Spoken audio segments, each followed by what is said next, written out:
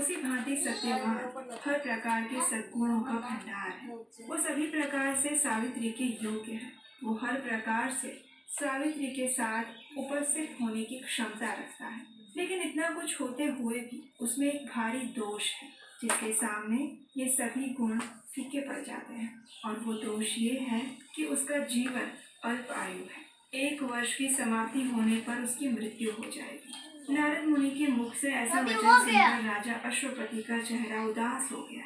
उनके मधुर स्वप्न नष्ट हो गए।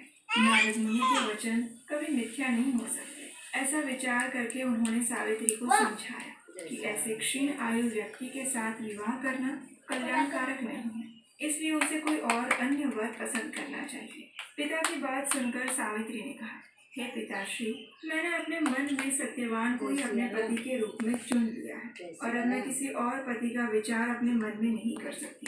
कोई भी संकल्प पहले मन में आता है और फिर वाणी से कहा जाता है और कहने के बाद उसे करना ही होता है, चाहे वो शुभ हो या अशुभ। मैंने जिसे एक बार अपने मन से पति स्वीकार कर लिया है वही मेरा पति होगा। अब मैं किसी दूसरे का वरण कैसे कर सकती हूँ?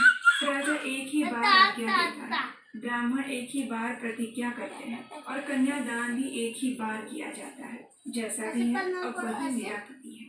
मुझे उसके दीर्घायु का अल्प आयु होने से कोई हर्ष या विषाद नहीं है। अब मैं पुरुष की तो बात ही क्या, देवराज इंद्र को भी स्वीकार नहीं करूंगी। कोई भी शक्ति मुझे इस निर्णय से डिगा नहीं सकती। मैं पुनः दृढ़ता पूर्वक